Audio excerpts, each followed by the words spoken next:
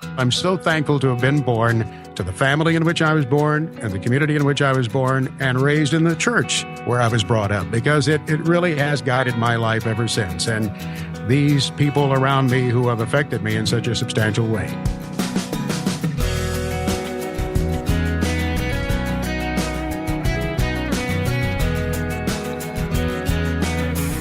Welcome to this week's edition of First Person. I'm Wayne Shepherd, and in a few moments you'll hear from our guest, broadcaster Max Armstrong, as we pay tribute to our farm families. Each week our goal is to bring you a guest who is gifted by God with a unique calling and perspective. We've been on the air now for 5 years with these weekly conversations, and they can all be heard online as a podcast through our website, firstpersoninterview.com, or on iTunes.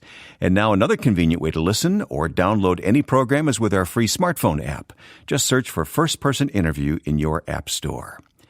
Well, only a few more days to Thanksgiving here in the U.S., and I wanted to do something this year as a bit of a salute to those involved in agriculture who provide such an abundance of food in this nation and beyond. And who better to talk about that than Max Armstrong, the radio and TV host of several programs reporting on agribusiness. I've known Max casually for many years and admired his talent as he advocates for the American farmer. We connected our studios via Skype recently, and to begin, I asked Max about the farm he grew up on. In southwestern Indiana, you bet, about midway between St. Louis and Louisville, Kentucky, not far from Evansville, Indiana.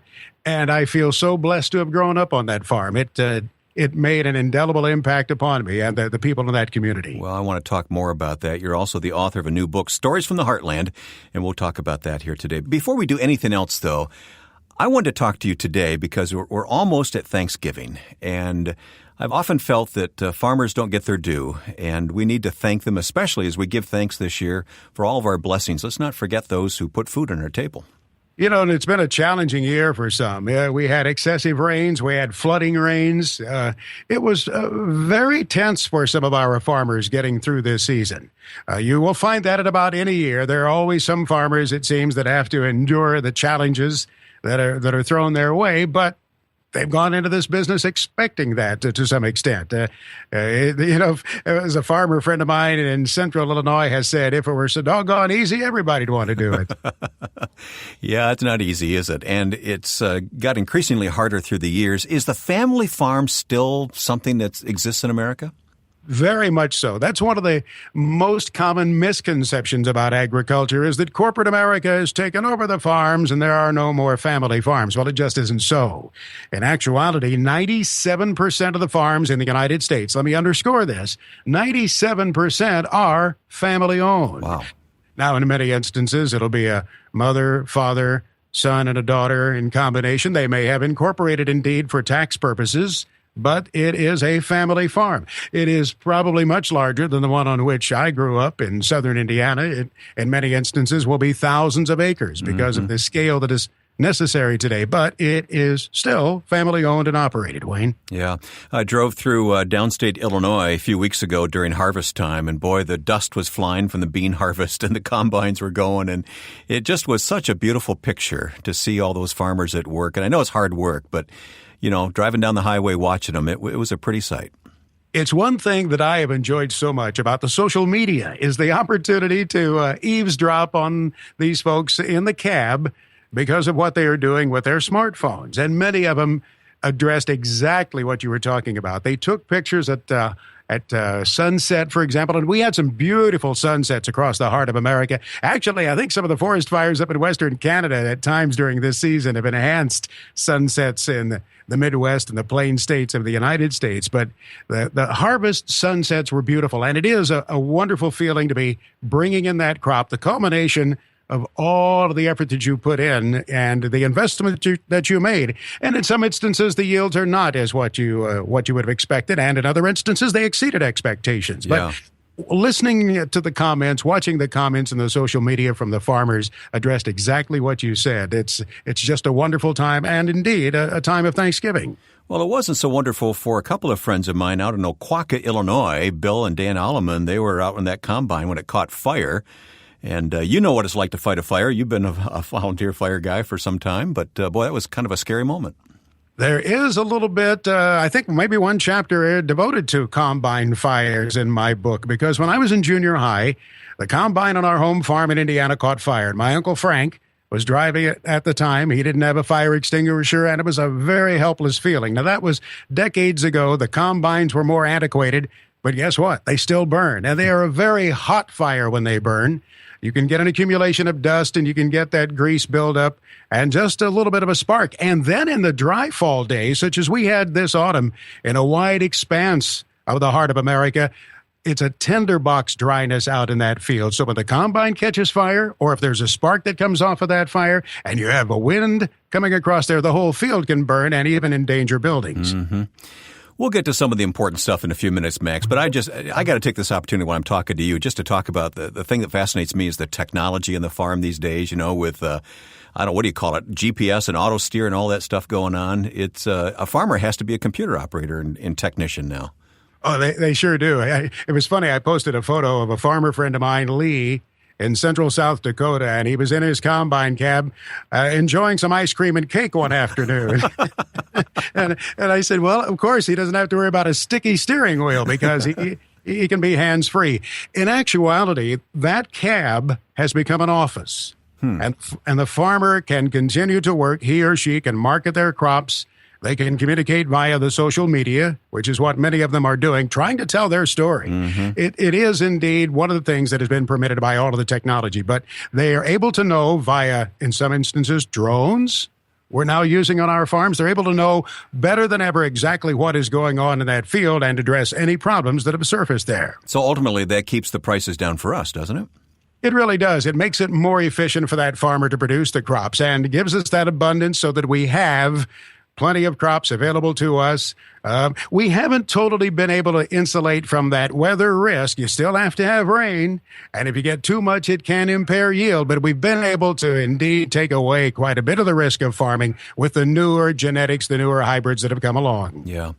Mac, on this program, we like to talk about matters of faith, and I'm sure you have to bump into people all over the country, farmers or ranchers that really rely on their faith to carry them through. What are some of the things that you've learned along the way? They are, in fact, people of great faith, and I reference that in my book. Everywhere you turn, you run into these folks. In fact, at times in the past on our television show, with the old television show we did, we saluted a country church, mindful of the fact that rural house of worship plays such an important role in the community, bringing together the families there. And I think of one church after another where I've been privileged to worship through the years, and I just know that those folks, of course, are so grounded out there, and they tend to bring their families up, of course, in that way as well. And it's just a wonderful thing to watch. I think of a church in Champaign County, Illinois, that I know so well. Another one in Miami County, Indiana. And as I go across the Corn Belt, I've had the privilege to worship with these folks from time to time, too. And yes, they are folks of great faith, and they know that they must draw upon it quite often. Yeah, and some of the stations I've worked with in the last few months, at least one of them has received a wagon load of beans as part of their contribution to the radio station. So they're giving people too. Well, it's interesting you point that out. Some of them, in fact, are devoting a portion of their harvest. There's a Harvest Sunday, for example, in many communities where the growers will get together and they will contribute something. Sometimes it'll be marketed at the elevator, then turned into cash for a cash contribution. It seems like every year another report comes through, many reports of a farmer who has fallen on hard times, whether it's health or some other issue, and the whole neighborhood rallies to their support. I'm sure you've been a part of some of those. I have, but I haven't been a part of too many of them. And here's why. Farmers don't draw attention to it, Wayne. They don't do this to have somebody out there taking pictures. They don't do this to have a television station out there doing a report for the 6 o'clock news. And it's been frustrating to me, as you can imagine, as a farm broadcaster, to find out about these 2 days later, 3 days later. I would say, why didn't you call me? They would say, well, that's not why we're doing this. Yeah. But it is breathtaking. They're dramatic stories. They really are. When you see millions of dollars of equipment gathered in one spot at one time, and you know that all of those farmers who left their farms to come out and harvest this neighbor's crop in unison needed to be home also.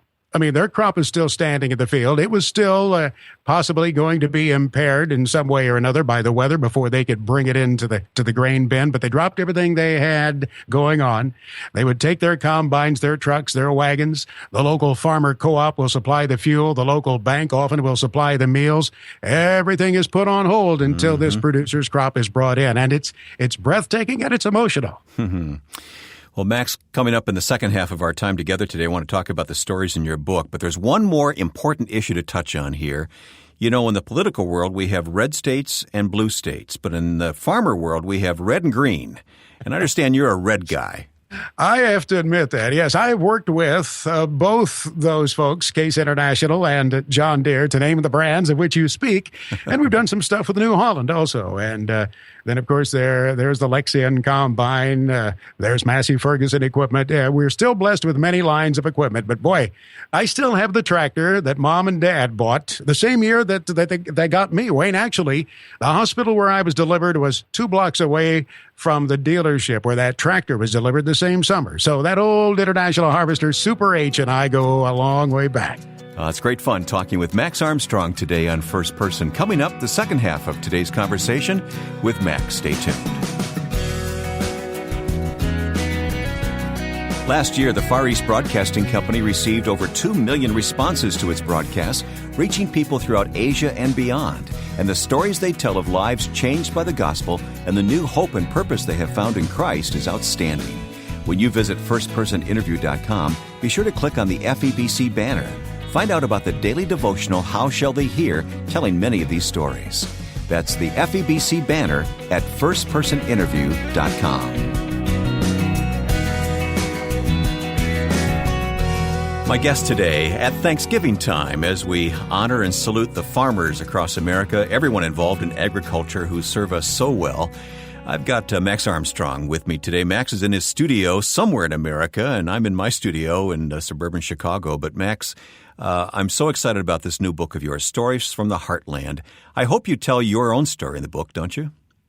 Well, I do, grudgingly. The intent was to not have that book be about me, Wayne. I mean, I wanted to focus on the many unique individuals and personalities that I've had the chance to meet over the years. And I just feel so blessed to have crossed paths with so many interesting people, and by accident sometimes to fall into it. And you know what? I know better than that. I know it was an accident. It was not at all. And it's pretty neat to see the Lord's hand in some of these things that have really brought me down this path, including bringing me into this career. Yeah. Because I'm so blessed to be doing what I wanted to do as a kid in grade school. Well, how did it start? What was your first job in radio, Max? Well, growing up on that farm in southern Indiana, I would sit in the closet and play radio. And Mom and Dad must have been very concerned about that little boy. We could have been friends back then. I tell you, I did the same thing. I'm not at all surprised about that. But then I got my FCC license the same summer that I got my driver's license. And I went to work at a station across the Wabash River in southern Illinois. And I will tell you, it was the first time in my life that I missed Sunday school. Really? That's right. I had, remember the attendance pins that would... Oh, sure, yeah. I looked like a decorated general up to... But Mom and Dad allowed me to work at that local station, and I would sign it on the weekends in the wintertime when Dad didn't need me so much on the farm, and I would sign it off. But over the course of the morning, local ministers would come out and do their programs. They would be the only people I would see all day in the course of a 9 or 10 hour shift running that station. And so it really was a wonderful experience for me that way too, to have contact with the ministers who were, outside of my individual church, and to listen to the message that they presented. And I had a full boatload every Sunday morning. So it really was a little 5,000-watt station for you, huh? Oh, it was less than that. It was 500. Oh, okay. At sunset, I would hit the plunger and take it off the air, 1360 on the dial, and coming in blasting over the top of it was WSAI Cincinnati. Yeah, you mentioned getting that license. That was a big deal in those days. You had to have a license to operate a radio station like that. Not so much these days, but that was an important step for young guys like you. It was for a kid. There was no place locally where you could take the test, so you had to go into a big city. And we were going to visit some family in Michigan. And I said to Mom and Dad, do you think it'd be all right to go into Detroit and take my FCC test? And they said, kids study and we'll get. Actually, Actually, no, the story is even better than that. We tied it in with a trip to the North American Christian Convention where I participated in the Bible Bowl. Oh, okay. All right. Boy. I was a part of the team, and that's right. We participated in the Bible Bowl that same summer. And we studied Luke all that summer, and I studied my FCC license and got my driver's license, and it was all in the summer of 1969. That's a great story. Yeah, it really is. Well, tell me about some of the other stories in this book, Stories from the Heartland. I talk a little bit in this book about a farmer in Indiana, and it's one of those cases where he had to be helped during a harvest season. I think it was 20 years ago when he fell from the side of a grain bin and was paralyzed. And I found out about him by way of a neighbor because they were going to harvest his crops, and I talked about it on the air in Chicago. Ultimately, the late Paul Harvey heard that same broadcast and talked about it on his show. Mm-hmm. And I eventually met this farmer at the Rehabilitation Institute in Chicago. I heard he was there. It was just 3 blocks away from my studio at the time, and so I walked over one evening after work and met him. And the thing that struck me about him was here he was at one of the weakest moments of his life, debilitated by this terrible accident, and he never once stopped smiling during the time I was in his room. And that's the way this farmer is. Ever since then, every time I've seen him, he's smiling. And I tell his story. I tell Tim's story in the book because not only did he survive, he and his wife, Sue, on their farm in Indiana, have been able to thrive. They have expanded their acreage. He helps run that farm with the benefit of a straw. I mean, he has no ability, obviously, to move his arms, legs, to enjoy the freedom of movement, but still with the ability of his wife, and she's a tremendous lady, very strong, and some hired men.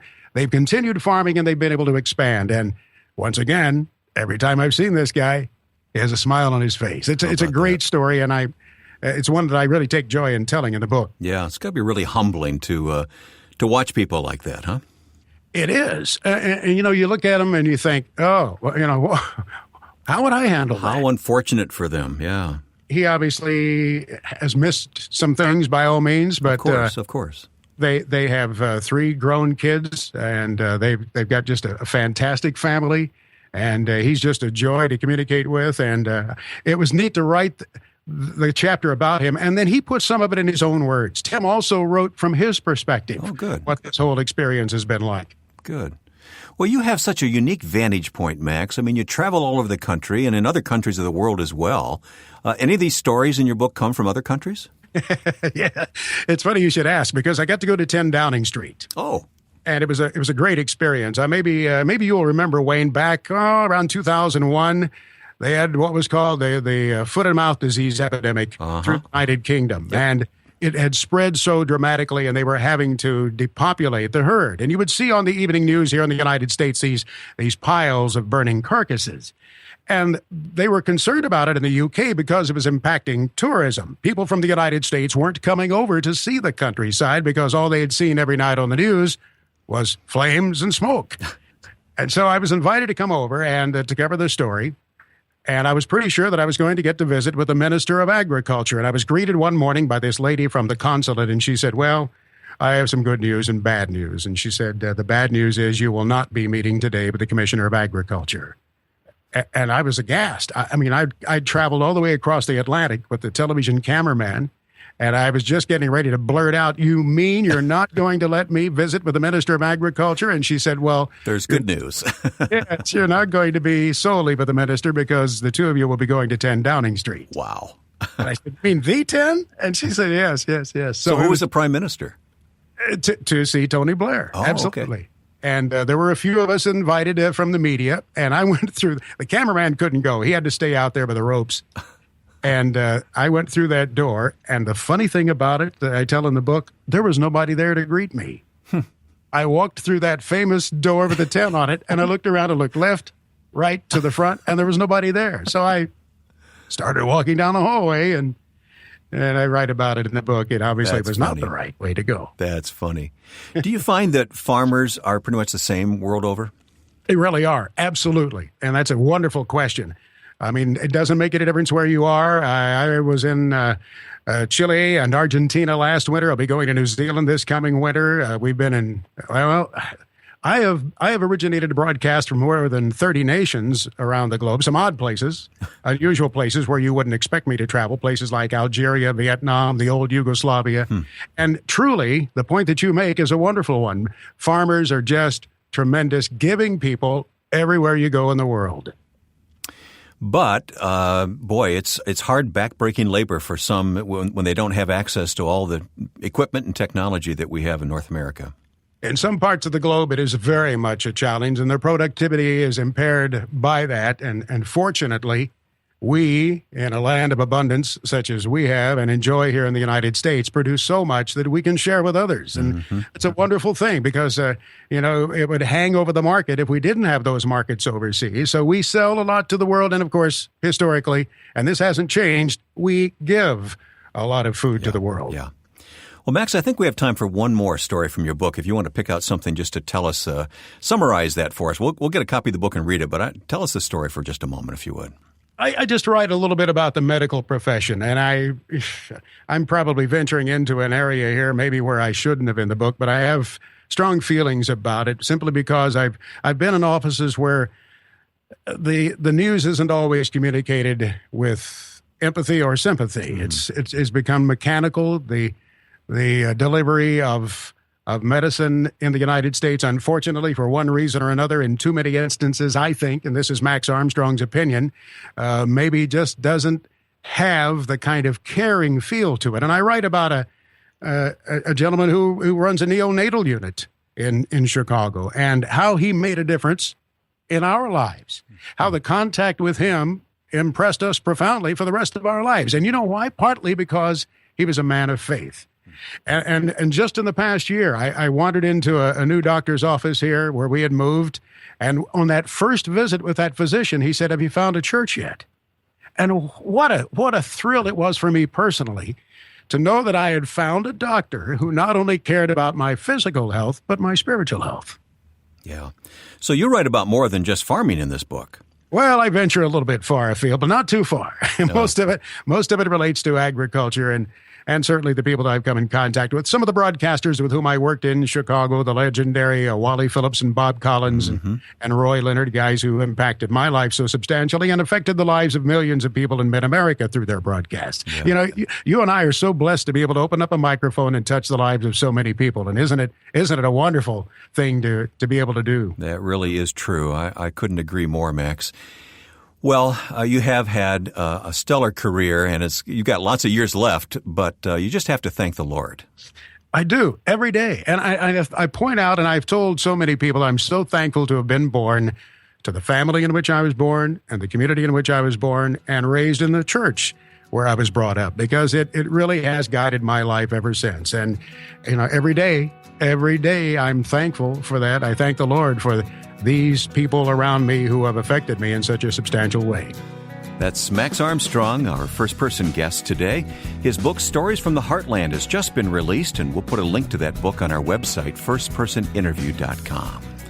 As long as we're in the mode of Thanksgiving, let me also take a moment today to thank the Far East Broadcasting Company for helping us with these weekly interviews. FEBC's mission is to take Christ to the world by radio, and they do that in nearly 50 countries as they proclaim the gospel, always in the local language. I'm deeply committed to the ministry of FEBC and hope that we are able to shed a little light on what God is doing through these dedicated broadcasters around the world. Take some time to learn what you can do to help by visiting firstpersoninterview.com and clicking on the banner for FEBC. Now, with thanks to my friend and producer Joe Carlson, I'm Wayne Shepherd. Thanks for listening today to First Person.